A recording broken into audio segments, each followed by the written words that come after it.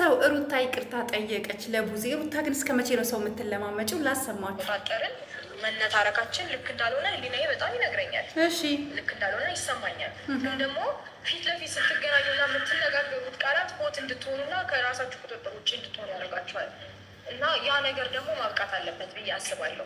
አንድ ነገር መጠየቅ እፈልጋለሁ። ማለት ከልብሽ ይቅርታ ካደረግሽልኝ ከልብሽ እኔም እንደ ታላቅ እህት ይቅርታ ስጠይቅሽ አንቺም እንደ ታናሽ እህት ይቅርታዬን ተቀብለሽ ሰላም ከሆንን እንደ ታላቅ እህትና እንደ ታናሽ እህት ይቅርታዬን ተቀበይ። ይቅርታ መልካም ነው። ይቅርታን አልቃወምም። እኔ በጣም ነው ደስ የሚል ይቅርታ መጠያየቅ፣ የተጣላ ሰዎች መታረቅ መልካም ነው። ግን አንቺ እስከ መቼ ነው የእነሱ እግር ስር እየሄድሽ የምትለማመጪው? ልቀጥልላችሁ። በዚህ ላይ ደስተኛ ነሽ? መጀመሪያ እኔ ሰላም ካለ የትም ቦታ ደስተኛ ነኝ። ሰላም ነው የምፈልገው የትኛውን ቦታ ማለት ግን ፍትት ቤት ነው አይደለም። ድካም ላይ ስላለሁ ነው። ፊትሽ ግን ፍትት ይቅርታ ስጠይቃት ማለት ፊቷ ቡዜ እንዲህ የሆነ ጭምድድ አድርጋ ነው እየጠየቀቻት የነበረው እና ፊትሽ ግን ፍትት ቢል ደስ ይለኝ ነበረ አለቻት ማለት ነው። ሩታ እስከ መቼ ነው አንቺ እስከ መቼ ነው የምትለማመጪው? እስከ መቼ ነው የራስሽን ህይወት መቼ ነው የምትኖሪው? መቼ ነው ከነሱ ስር የምትይው? መቼ ነው በራስሽ ላይፍ ደስተኛ የምትሆኝው?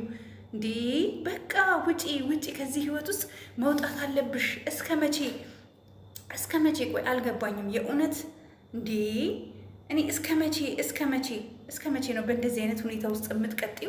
እስከ መቼ ነው? ሌላው ደግሞ ላሰማችሁ ጋይስ፣ ጽጌ ደግሞ ለአብርሽ የጠየቀችውን ትሰማላችሁ ማለት ነው። ላሰማችሁ ቆይ። ጽጌ ለአብርሽ የጠየቀችው ጥያቄ አለ። ማንን ነው የምትወደው ብለዋለች ማለት ነው። ማን ነው የምትወደው? ለሴትም እንደዛው እንግባባለን እና ሴት ለሴት እኔ ያየሁት ነገር ምንድን ነው ሩታ እንደምትወደ ይገባኛል። ሴት ስለሆንኩኝ የሆነ የሚነበብባት ነገር አለ። ሩታ ትወዳለች። ሄርሜላም ደግሞ በአንድ ጎን ሳየው ሄርሜላም ትወዳለች። ማለት የሁለቱ ሳይድ እንደሚወዱ እርግጠኛ ነኝ። አሁን እኔ ያንተን ግን እርግጠኛ መሆን አልቻልኩም። ማን ነው የምትወደው? ከማን ጋር መሆን የምትፈልገው? ማን ነው የምትወደው? ከማን ጋር ለራስህ ይታወቃል ወይስ? ምንም ጥርጥር የለውም። ትጉሻ ሄርሜላን ከልቤ ነው መወዳት፣ ከልቤ ነው ማፈቅራት። በጣም ልዩ ቦታ ያለ በጣም ንጹህ ሰው ናት። በቃ በእሷ ዙሪያ የማውቃቸው ሰዎች በሙሉ ለእኔ ክብር አላቸው። አብርሽም እንግዲህ እንደሰማችሁት ነው። ሩታም ይቅርታ ጠይቃለች ለቡዜ። አብርሽም ደግሞ ምንም ጥርጥር የለውም የምወደው ሄርሜላውን ነው ከሷ አልፎ ያ ምንም ጥርጥር የለውም። ሄርሜላ በጣም ሪስፔክት ሰውን ታደርጋለች። ባይዘው ሩታ በጣም ሰውን ሄርሜላ በጣም ሰውን ታከብራለች። ከሄርሜላ አልፎ በእሷ ዙሪያ ያሉ ሰዎች እንኳን ለእኔ የተለየ አመለካከት አላቸው። ሰውን ያከብራሉ፣ እኔንም ያከብሩኛል አለ እና ሩታ ደግሞ ምንም አማራጭ ያጣች ወፍ፣ ማረፊያ ያጣች ወፍ ይመስል አንዴ ቡዜን ይቅርታ ጠይቃለች፣ አንዴ የሆነ ሰው ጋር ትሄድሽ። ምን አደከመሽ? በቃ እሱ ሄርሜላን ከወደደ ከሄርሜላ ጋር ላይፉን ይኑር፣ የራስሽን ህይወት ኑሪ። እስከ መቼ እንደዚህ ከአንድ ቦታ አንድ ቦታ እየሄድሽ ትኖሪያለሽ? አሁን ከቡዜ ጋር ይቅርታ ለመጠያየቅ ቡዜን ትለምኛታለሽ። ቡዜ ደግሞ ፊቷን እንደ እንትን ነው የምታይሽ። እኔ ይህን ነገር በጣም ነው ማዝነልሽ ሩታ፣ የምር እንደ እህት አዝንልሻለሁ። አይም ሶሪ፣ ምንም ማድረግ አይቻልም። ታውቂያለሽ፣ አንድ እውነት ልንገርሽ፣ ወንድ ልጅ አንቺ ስለፈለግሽው አይደለም፣ እሱ ሲፈልግሽ ግን ማለት ነው እግርሽን እየሳመ ያኖርሻል። አትራመጅብኝ ይደክምሻል እያለ ያኖርሻል። ገባሽ? እኛ ሴቶች ግን ስንወድ ታውቃላችሁ፣ እንደ ጡታችን የተንጠለጠለ ልብ ስላለን ከዛ ላይፍ ውስጥ መውጣት አንፈልግም። እሱ እኮ አሁን ለሩታ ቦታ የለውም እኮ አብርሽ፣ ቦታ ያለው ለሄርሜላ ነው። እውነት ለመናገር ሄርሜላን ይሄ የእውነቴን ነው የምነግራችሁ፣ ይሄ ሪያሊቲ ትክክለኛ ነገር ነው የምነግራችሁ። ትክክለኛ አብርሽ ሄርሜላን በጣም ነው የሚወዳት። በጣም ከምትሉት በምንም ነገር መቀየር በማይቻልበት ሁኔታ ሄርሜላን በጣም ነው የሚወዳት። በጣም ያፈቅራታል፣ በጣም ይወዳታል። ይሄን ደግሞ አምነን ልንቀበል ግድ ይለናል። ግድ ነው፣ አምነን መቀበል ግድ ይለናል። ማመን ካልፈለግን እንግዲህ ምንም ማድረግ አይቻልም። እኔ ምን እንደምላችሁ አላቅም። ሩታ ግን እውነቴን ነው የምነግርሽ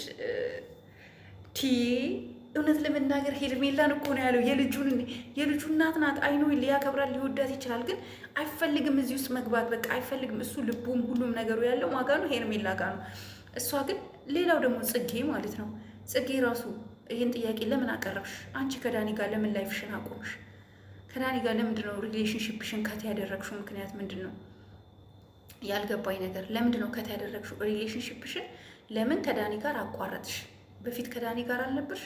ለምን አቆምሽ? ይህን ነገር እኔ መልስ እፈልጋለሁ፣ እንዲመለስልኝ እፈልጋለሁ። የእውነት እንዲመለስልኝ እፈልጋለሁ እና መልሽልኝ። ለምንድን ነው ከዳኒ ጋር ሪሌሽንሽፕሽን ያቆምሽው? ለምን አቋረጥሽ? ስለ አንቺ ዳኒ ለምንድን ነው የማያወራው? ለምንድን ነው የነ አብርሽ ህይወት ውስጥ ገብቶ ፈትፋች የሆነው? የአንቺን ህይወት እየታሽ ቀንጥሮ ጥሎ ነው።